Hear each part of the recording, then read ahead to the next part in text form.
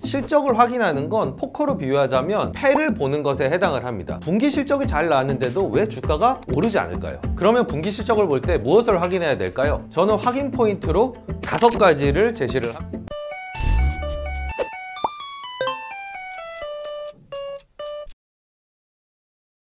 안녕하십니까, 준철스쿨의 유일한 강사 최준철입니다. 지난 5월 16일에 1분기 실적 발표가 모두 끝났습니다. 게임 업체에서는 새로운 게임 런칭을 앞두고 집중적으로 개발을 하는 크런치 모드라는 말이 있는데, 저와 저희 애널리스트들은 이렇게 분기 실적 발표 때 크런치 모드에 들어가게 됩니다. 기존에 편입하고 있는 종목, 매수 후보군으로 모니터링하고 있는 종목, 이 2개 카테고리의 종목들의 실적을 모두 다 살펴보는 시간을 갖습니다. 연초 라방 때 말씀드린 것처럼 지금은 실적이 주가에 매우 큰 영향을 미치는 시기입니다. 그래서 오늘 준철스쿨 시간에는 분기 실적을 어떻게 분석하는지에 대해서 다뤄보도록 하겠습니다. 분기 실적 발표를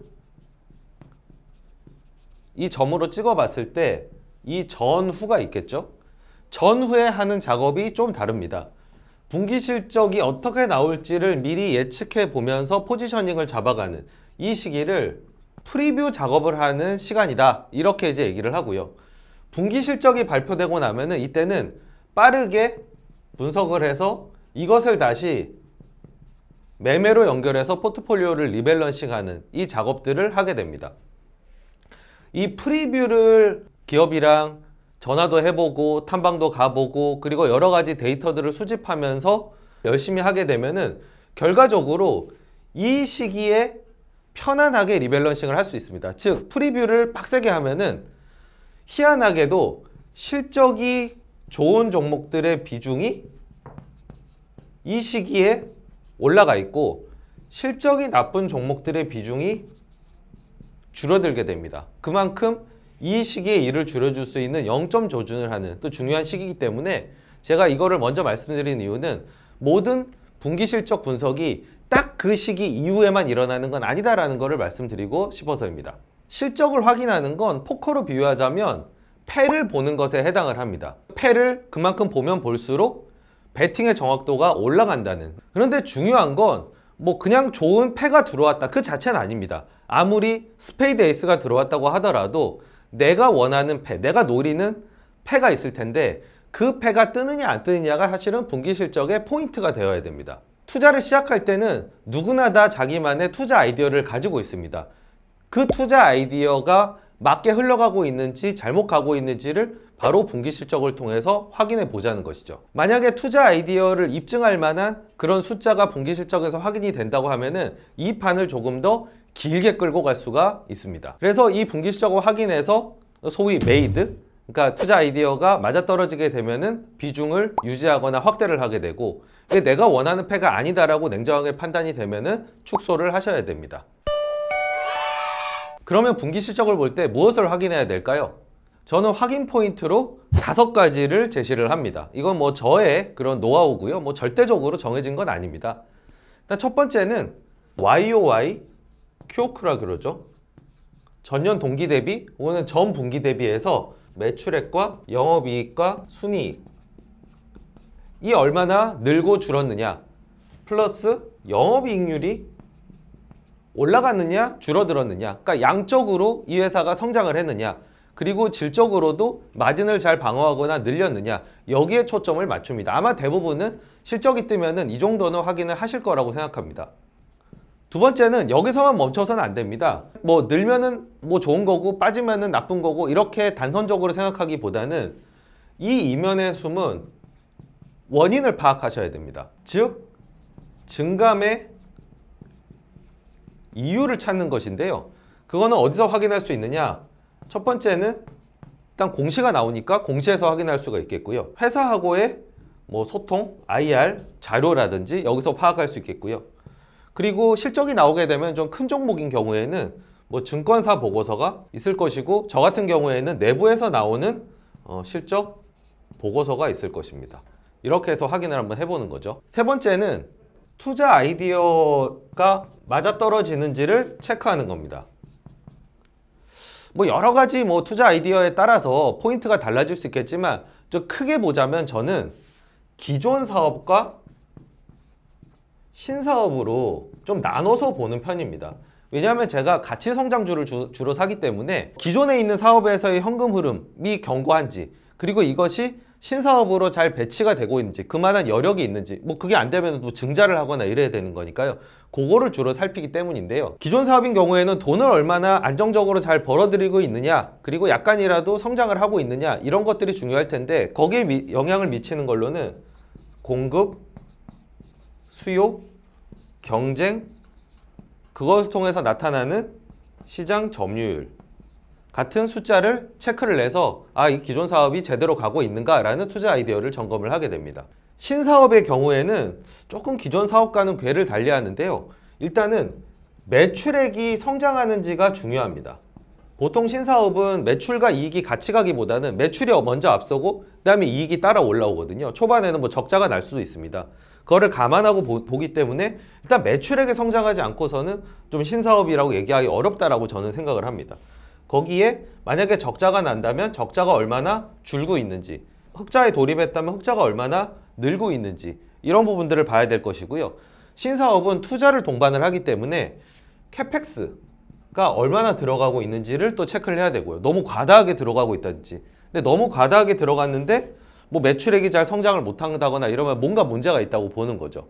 제조업인 경우에는 이제 증설이 진행이 되고, 뭐 인터넷 업체 같은 경우에는 뭐 가입자 수 이런 것들이 굉장히 중요한 지표인데, 이 증설이 제대로 지금 스케줄대로 가고 있는지, 뭐 연기가 된 건 아닌지, 아니면 조금 빨리 당겨졌는지, 혹은 돌리고 있는데 제대로 이제 제품이 안 나온다든지, 이러면은 사실 시기를 조절을 해야 되기 때문에 이런 부분까지 한꺼번에 체크를 해야 합니다.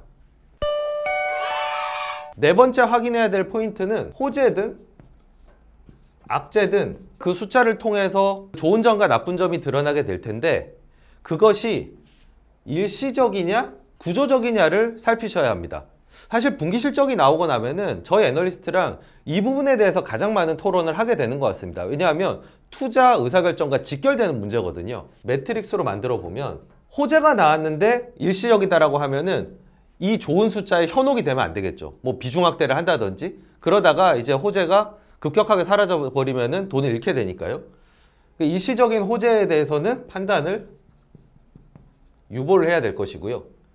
악재가 나왔는데 주가가 빠졌어요. 근데 이게 일시적이라고 판단이 들면은 이거는 비중 확대, 저가 매수를 할 찬스가 되는 거겠죠.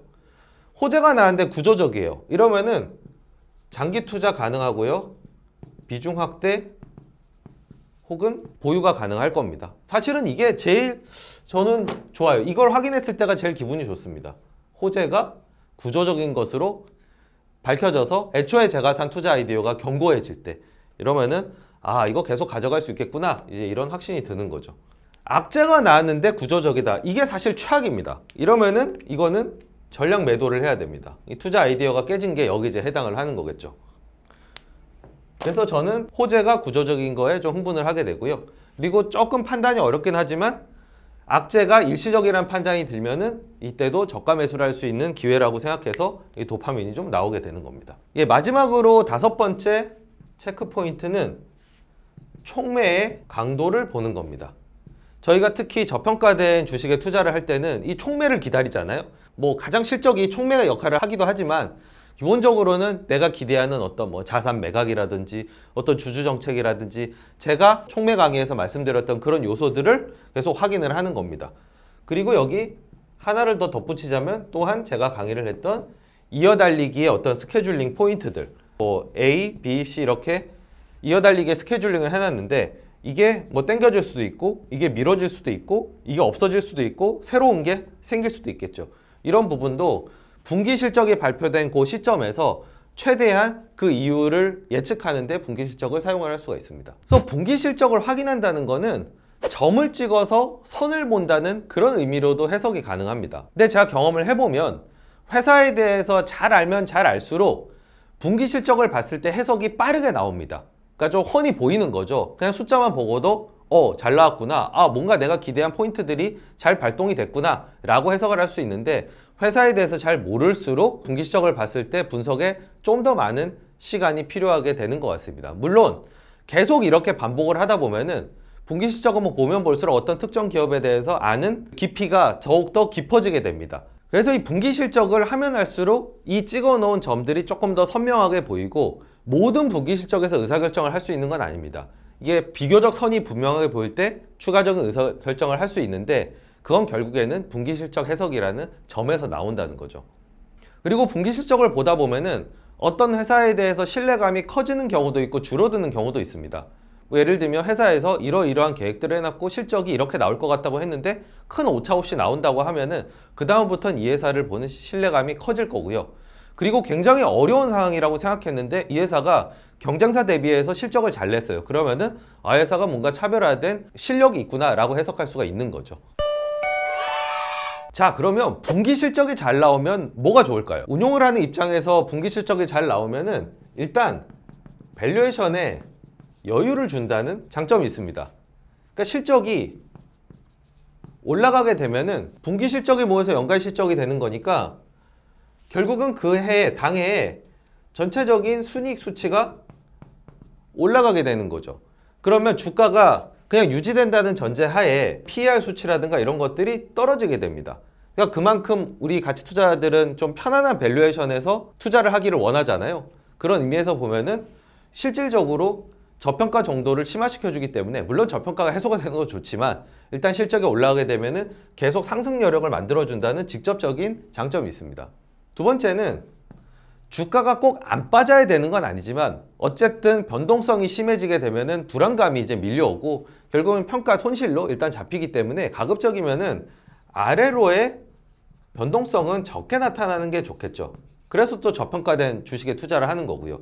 근데 분기 실적이 잘 나오게 되면은 아무래도 아래로의 변동성이 줄어들게 됩니다. 왜냐하면 이 실적이 나오고 나면 뭐 바로 반영이 되는 건 아니지만 어쨌든 좋은 실적을 내고 있는 회사라는 그런 인식이 생기면은 주가가 하락하더라도 이게 새로운 수요를 자극을 하게 됩니다. 그러니까 이 회사 이제 잘 나가고 있으니까 이 주식이 싸졌네 하고 사는 사람들이 있다는 거죠.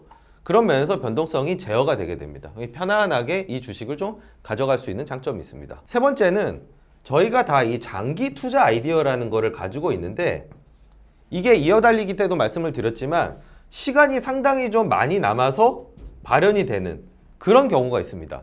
그런 경우에 여기서 이렇게 여러 가지 이제 난관들을 돌파를 해 나가야 되는데, 특히 이런 신사업과 관련된 장기 아이디어가 올라오기 전까지 기존 사업에서 혹은 다른 사업에서 숫자를 잘 받쳐주면은 이 기간을 조금 더 여유 있게 갖고 갈 수 있다는 장점이 있습니다. 그래서 저희가 분기 실적이 잘 나오면 뭐 저희 애널리스트랑 이런 얘기 합니다. 이 정도 숫자면은 핵심 아이디어인 신사업이 붙을 때까지 여유 있게 가져갈 수 있겠어, 마음이 편안하겠어, 이제 이런 말을 하는 것도 바로 이러한 이유에서입니다. 그런데 요즘 뭐 종토방이나 이런 데를 보면은 실적을 보시긴 보시지만 이 실적이 잘 나왔는데 주가가 오르지 않았을 때 뭐 K 선반영이다 이러면서 굉장히 이제 실망을 하시는 경우들을 많이 보게 되거든요. 그러면 분기 실적이 잘 나왔는데도 왜 주가가 오르지 않을까요? 일단은 그 전에 주가가 크게 올랐거나, 즉 제가 말씀드린 프리뷰 기간에 이미 숫자가 어느 정도 세면서 주가가 진짜 말 그대로 선반영을 하게 된 경우에는 오히려 분기 실적이 나왔을 때 주가가 내리는 경우들이 자연스럽게 발생을 하게 됩니다. 그리고 밸류에이션 수치가 좀 높을수록, 그것도 결국은 기대감이 높다는 뜻이니까 기대감이 높으면 높을수록 호실적은 조금 더 희석이 될 수밖에는 없다. 그래서 사실 가치 투자자들이 가급적이면 기대감이 적은 종목에서 실적을 까보기를 원하는 게, 그만큼 실적이 주가에 반영되는 정도가 저평가될수록, 기대감이 반영이 돼 있지 않을수록 강하게 드러나기 때문입니다. 그래서 이미 예상한 실적을 그냥 충족시키는 경우를 앙드레 코스톨라니는 이 뺐다 꼼뿔리라고 표현을 했죠. 선반영이랑 같은 의미인데, 그런 상황일 때 이제 주가가 올라가지 못하는 경우가 발생을 합니다. 두 번째는 완전히 반대의 경우인데요. 이 사업의 부진 기간이 꽤 오랜 기간 지속이 되었거나 혹은 저평가된 기간이 길면 길어질수록 이게 마치 이 단단한 돌을 한두 번 망치질해서 깨지지 않는 것처럼 이 한 번의 분기 호실적만으로는 주가가 움직이기가 어렵습니다. 여전히 의구심이 남아있고 그동안의 관성이 있기 때문에 그렇습니다. 하지만 희망을 잃지 않으셔도 되는 게, 이런 좋은 실적이 한 3번 정도만 연속해서 나오면은 결국은 주가에 반영을 하는 것 같습니다. 이거는 이제 저의 경험에서 나온 느낌입니다. 그런 믿음을 가지고 또 계속 좋은 실적이 나오는 그런 구경제산업 혹은 기대감이 없는 기업들에도 계속 접근을 하는 거죠. 세 번째는 일반적으로 소위 시클리컬 종목에서 발생을 하는데, 시클리컬 종목의 업황이 좋아서 실적이 크게 나온 경우, 예를 들면 화학이라든지 정유라든지 철강이라든지 이런 데 대해서 시장이 조금 더 엄격하게 봅니다. 왜냐하면 이 호실적이 일시적일 가능성이 있기 때문에 그렇거든요. 그러니까 만약에 작년 한 2분기 실적을 보고 실적이 잘 나왔으니까 화학주를 사야지 라고 했다면은 아마 지금 굉장히 고생을 하고 계실 텐데, 그때가 돌아봤을 때 피크였기 때문입니다. 소위 우리가 시장이 뭐 IQ 만의 천재다 이런 얘기를 하는 경우가 있는데, 저는 다른 거보다 시클리컬 종목에 있어서는 아무래도 시장의 집단지성이 돌아보면 맞는 경우가 많았다. 그래서 사실 시클리컬 종목 투자가 어렵다 이런 생각이 많이 듭니다. 마지막으로는 이게 좀 자연스러운 얘기이기도 하지만, 저평가가 해소되는 데는 시간이 좀 필요하기 마련입니다. 그래서 분기 실적 하나로는 반영이 안 되지만 결국 분기 실적이 모여서 연간 실적이 되고, 1년 연간 실적이 2번 모여서 2년 연간 실적이 되고, 이게 계속 좋고 누적이 되면은 결국에는 주가는 밀려 올라갈 수밖에 없다. 그러니까 뒤늦게 재발견되는 경우들도 상당히 보편적이다 라고 말씀을 드리고 싶습니다. 한 20년 전쯤에 이제 가치 투자자들이 모여가지고 많이 푸념을 했던 게, 아니 실적이 이렇게 잘 나왔는데 뭐 주가가 문제가 아니라 어쩜 이렇게 사람들이 관심이 없을 수가 있느냐, 실적을 보려는 시도 자체를 하지 않는다는 거에 대해서 굉장히 좀 의아하면서 이상하다, 불만이다 이런 얘기를 많이 했습니다. 그런데 시간이 흐르면서 차트가 아니라 실적을 보게 되고 굉장히 긍정적인 방향으로 시장의 태도가 흘러왔죠. 하지만 지금은 조금 과한 수준까지 오지 않았나라는 그런 생각이 들기도 합니다. 왜냐하면 3개월 분기라고 하는 거는 사실 우리의 투자 기간으로 봤을 때 혹은 기업의 사업 기간으로 봤을 때 매우 짧은 기간입니다. 그런데 이 숫자 하나를 놓고 뭐 YOY, QOQ로 뭐 실적 미스다, 어닝 서프라이즈다, 어닝 쇼크다 하면서 좀 지나치게 의미부여가 되면서 주가의 변동성이 커지는, 약간 과민 반응할 정도까지 오지 않았나라는 우려감이 드는 것도 사실입니다. 그래서 극단적으로 이 짧은 호흡으로 분기 실적만 가지고 매매를 하는 경우들도 볼 수 있는데, 가치 투자를 가장한 숫자 투기가 아닌가 라는 말까지 저는 감히 들어봅니다. 근데 저는 뭐 이런 상황이 뭐 개탄스러우니까 바뀌어야 된다, 뭐 그거보다는 어찌 보면 미국 시장에서도 선진 시장에서도 일어난 일이기 때문에 이걸 오히려 역이용하라고 조언을 드리고 싶습니다. 3개월의 짧은 기간의 실적이 쇼크가 나와서 주가가 많이 빠졌는데 이게 일시적이다, 구조적으로 그렇게 훼손이 된 게 아니다라고 판단하면은 오히려 이때 사두는 거죠. 그리고 시간이 지나서 이 문제가 해결될 때, 그러니까 조금 더 장기적인 안목으로 시간이 흘렀을 때 주가가 회복이 되면은 그때 가서 파는 겁니다. 즉 단기의 부정적인 시각을 이용해서 사고, 장기적으로 긍정적인 시각까지 기다리는 이 두 가지의 포인트를 이용해서 타임 아비트라지를 하는 겁니다. 그러니까 시간 차익 거래를 하는 거죠. 이게 또 가치 투자자들이 시장의 여러 역동성에서 돈을 벌 수 있는 좀 고유한 그런 방법이자 가치 투자자들만의 역할이 아닌가라는 생각도 듭니다. 분기 실적은 3개월마다 돌아오는 개별 기업들의 건강검진 시간이라고 비유해 볼 수도 있습니다. 마치 의사들이 여러 가지 검진을 통해서 숫자를 바탕으로 환자의 상태를 체크해서 진단의 오류를 줄이는 것처럼, 투자자들도 이 3개월마다 돌아오는 건강검진의 시간을 통해서 내가 투자하고 있는 기업의 체력 상태를 체크해 볼 수가 있습니다. 이렇게 분기 실적을 조금은 마음을 차분하게 가라앉힌 상태에서 객관적인 투자 근거를 만들고 내 투자 포인트를 체크해보는 그런 시간으로 활용하시기를 바라겠고요. 다음 2분기 실적에서는 준철스쿨에서 배운 내용을 바탕으로 해서 한번 적용해 보시기를 추천을 드리겠습니다. 네, 제가 준비한 내용은 여기까지였습니다. 그러면 다음 준철스쿨 시간에 뵙겠습니다.